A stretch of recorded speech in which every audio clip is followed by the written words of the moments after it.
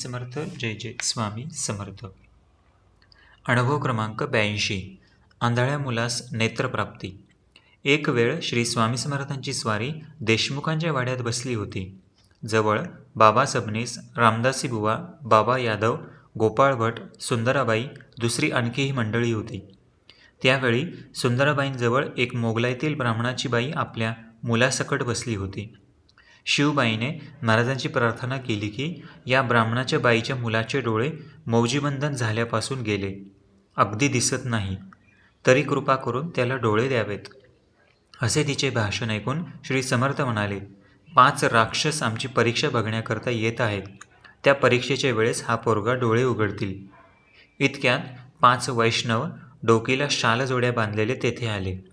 त्यांनी समर्थांची कीर्ती ऐकून हे संन्याशी आणि कोठेही जेवतात, हा धर्म कुठे सांगितला आहे वगैरे सर्व हे ढोंग आहे, तर हे बाहेर काढावे असा विचार करून श्रीस नमस्कार वगैरे काही न करता ते मोठ्या डौलाने जाऊन बसले.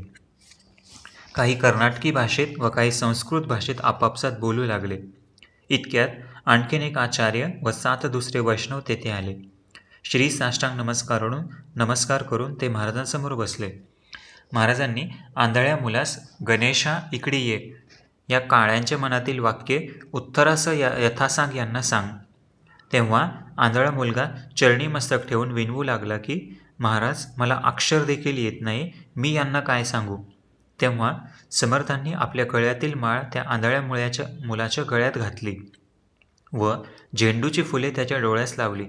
समर्थांची कृपाकार नेत्रास लागताच अंध मुलगा डोळे उघडून वैष्णव आचार्यांची समोर उभा राहिला आणि आवेशाने 5 वैष्णवांनी मनात आणलेले वेदवाक्ये, भगवद्गीतेतील श्लोक तसेच भागवतातील श्लोक म्हणू लागला व त्याचवर त्यांच्या मनात आलेल्या शंकांचे उत्तर यथासांग अर्थासह करून देऊ लागला.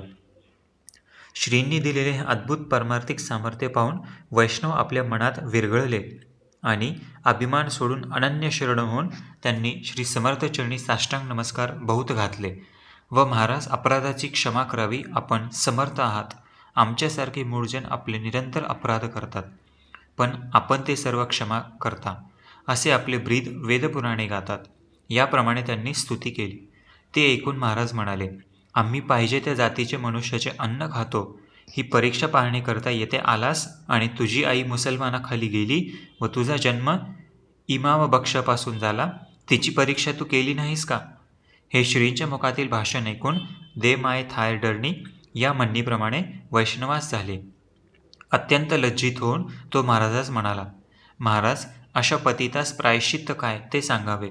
मी आपला दास आहे, मजवर कृपा करावी. काल पंढरीनाथ याचे घरी भोजनास गेले असता एक स्मार्ताने आपली कीर्ती वर्णन केली. त्यावेळी मी विद्वत्तेच्या उन्मादाने आपली निंदा फार केली व परीक्षा पाहण्यास आलो. मजसारखा दुष्ट, छलंक, चांडाळ, पतित असा कोणीच या जन्मात नसेल असे मला स्वानुभवाने कळून आले आहे. परंतु काही पूर्वपुण्याईने आपले समर्थांचे दर्शनाबरोबर खात्री व पश्चाताप झाला. तरी आता दिनावर कृपा करून माझ्या कल्याणाचा मला मार्ग दाखवावा. जी आपण आज्ञा कराल ती शिरसामान्य मान्य करून मी सिद्ध आहे. असे आचार्यांचे भाषण ऐकून दयाळू महाराज म्हणाले, गंगा स्नान करून भागवत धर्म आचरण करा, म्हणजे पापापासून मुक्त व्हाल. असा तत्काळ अनुग्रह झाल्यावर सर्व वैष्णव प्रेमभावाने चरणांवरती मस्तक ठेवून श्री गुरुदेव दत्त महाराज की जय असा जय जयकार करीत आपल्या गावी गेले. तेव्हापासून ते श्रींची वारी करू लागले. अंध मुलगा स्वामी कृपेने डोळस व विद्वान झाला. त्याची मातोश्री आपल्या मुलास घेऊन आपल्या गावी